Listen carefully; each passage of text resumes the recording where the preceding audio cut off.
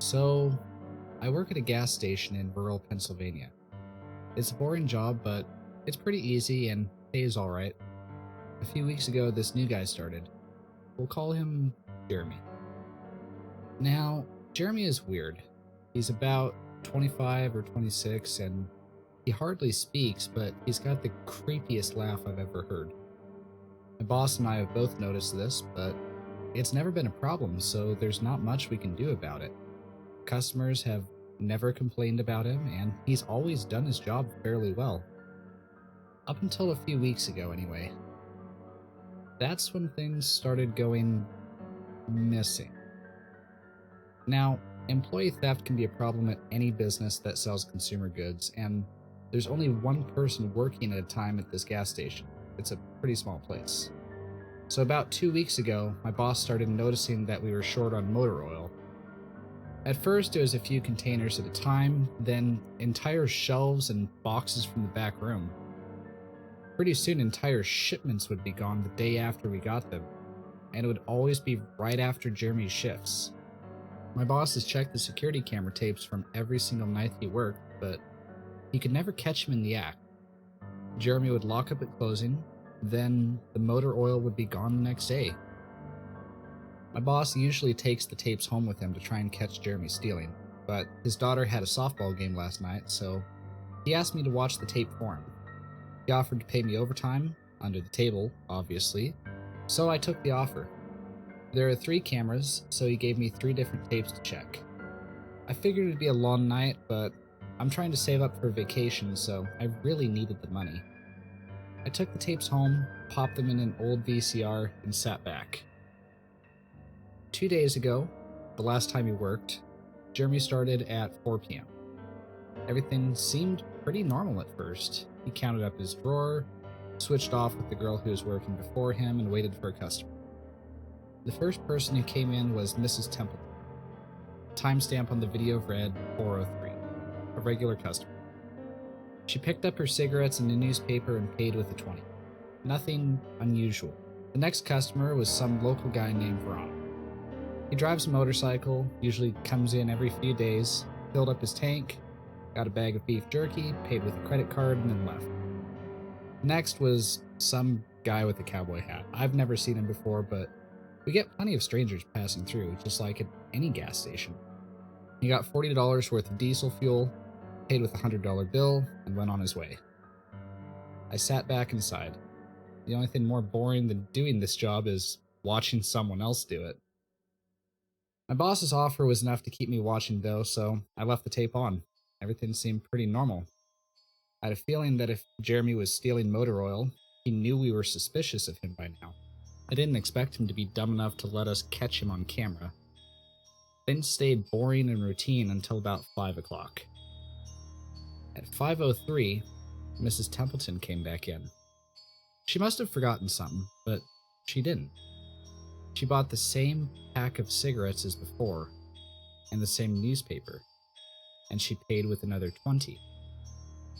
That's odd, I thought, but then again, she's a little absent-minded. I thought Jeremy should have told her she already got her smokes, but it's not against the rules to sell somebody the same thing twice. That's when Ron came in again. He bought another tank of gas for his motorcycle again. I later checked the outdoor camera because I thought maybe he had another car he wanted to fill up. And the same pack of beef jerky. And he paid with his credit card again.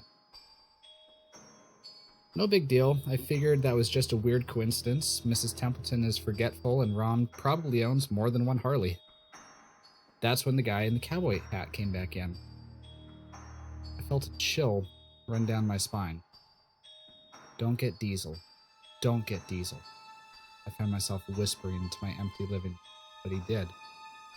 He got $40 worth of diesel fuel and paid with another $100 bill.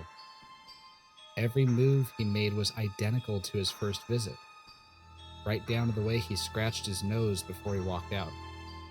Either this guy's rich, owns a lot of trucks, and just moved into town, or something really bizarre was happening. I kept watching.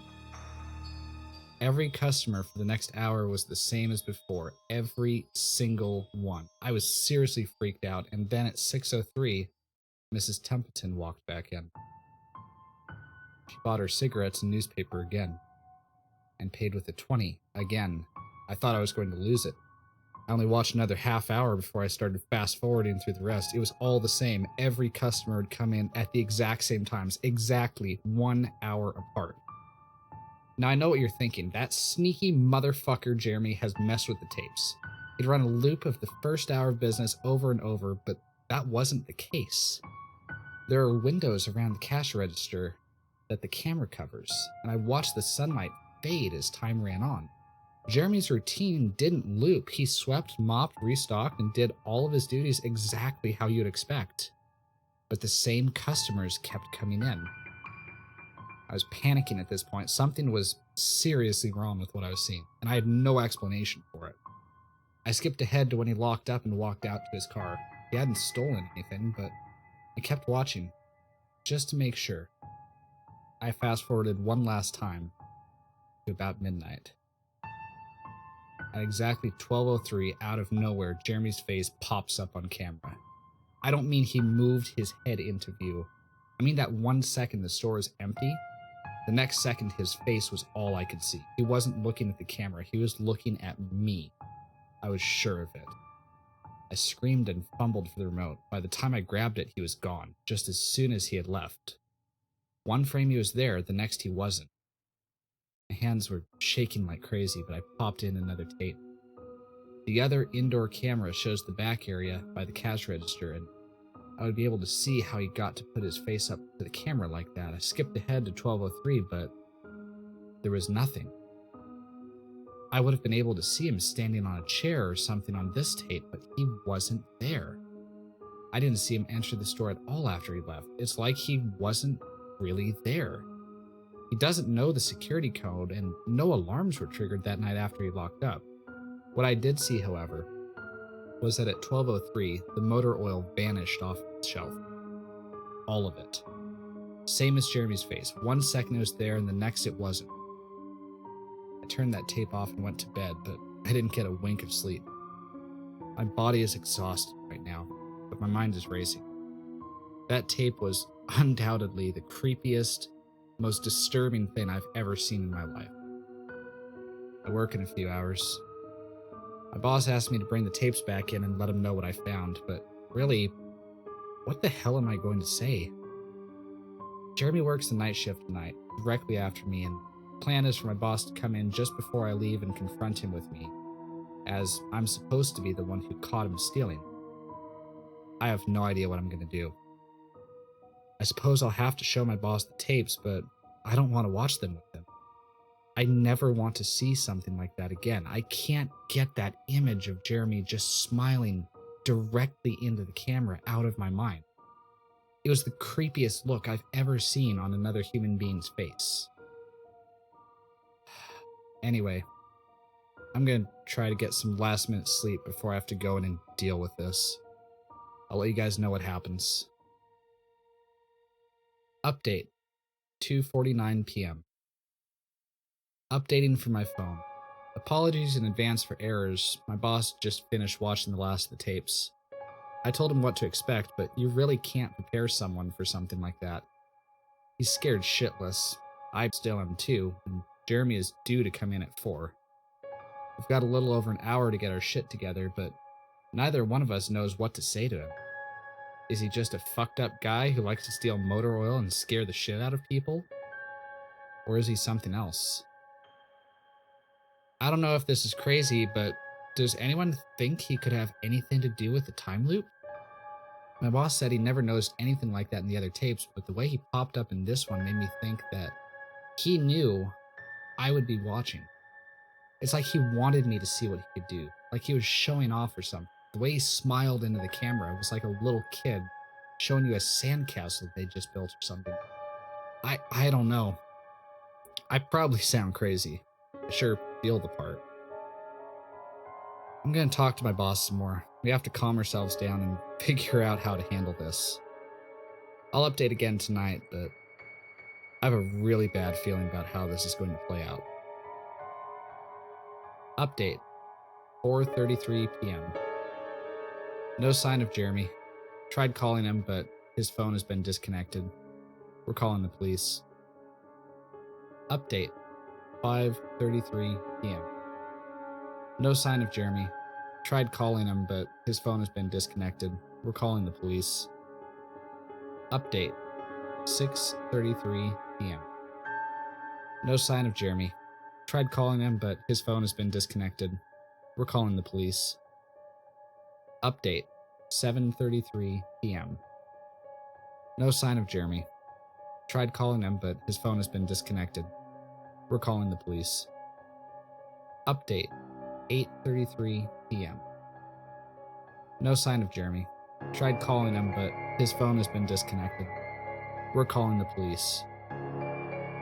Update, 10:58 p.m. Holy shit, holy shit, holy shit, holy shit! I just got home and saw my previous updates. Things make less sense now than ever, but here's what I can tell you. I went to work, Jeremy never showed up. My boss and I decided to call the police, as you're well aware. When I picked up the phone to call, though, the sun went out. I shit you not, that's what I thought happened. Apparently, I blacked out for exactly 5 hours. Because when I looked at the clock, it was 9:33. I think I got stuck in Jeremy's time loop, but then I snapped out of it at the exact point I blacked out. If that makes sense, but that's when things got really weird. My boss was right next to me when I blacked out, ready to corroborate my story to the cops. When I came to, the phone was in my hand, but it was dead. Not even a dial tone.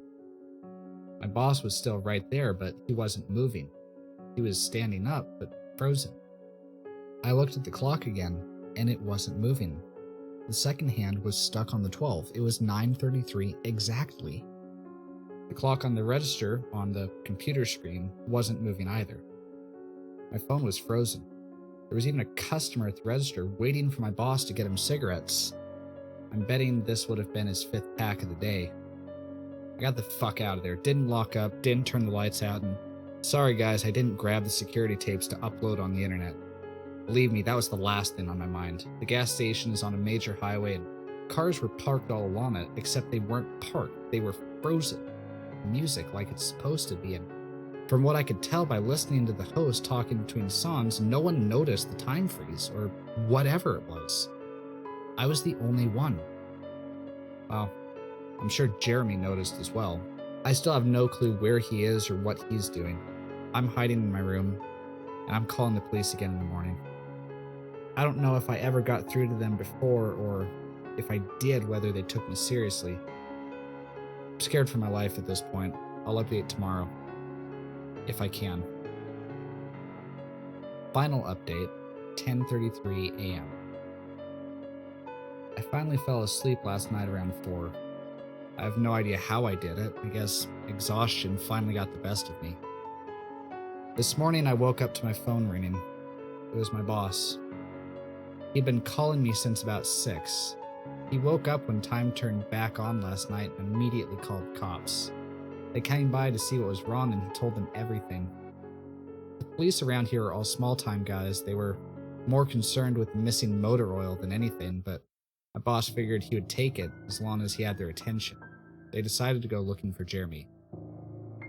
We keep all of our employees' applications on file, and since Jeremy just started working there, his was easy to find. They checked the address on it and headed over to his house, and you're not going to believe what they found. The address Jeremy listed on his application was an empty lot, or at least now it is. There used to be a house there, but it burned down back in '93. Being a small town, almost everyone remembers that fire. A family of 4 used to live there way back when.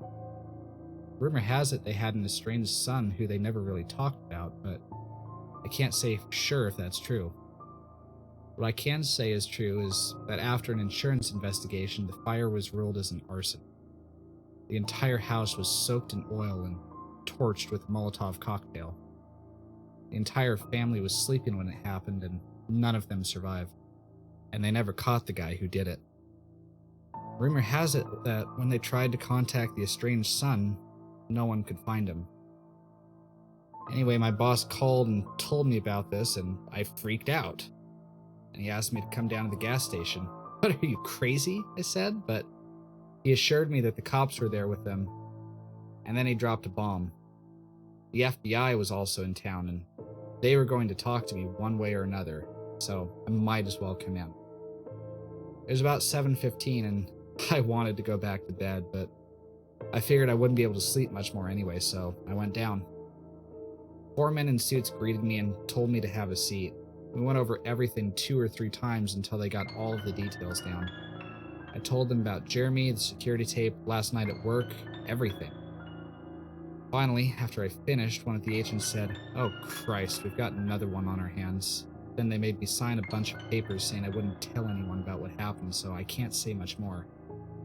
Honestly, I might be breaking the law just by posting this. So now I'm home, and I'm not sure what to do with myself. That agent's words when I told him the story are going to haunt me for the rest of my life. Anyway, I've got to go. I have some errands to run today, and then I have to go into work to pick up some tapes. My boss and I think this new guy, Jeremy, he's a complete creep, is stealing motor oil, and I have to watch the security footage to see if I can catch him doing it. I have better things to do, but my boss is paying me overtime, under the table of course, and I'm trying to save up for vacation so I could really use the money. It should be pretty simple. The oil always goes missing right after his shifts, so I figure I'll just watch the tapes, catch him in the act, and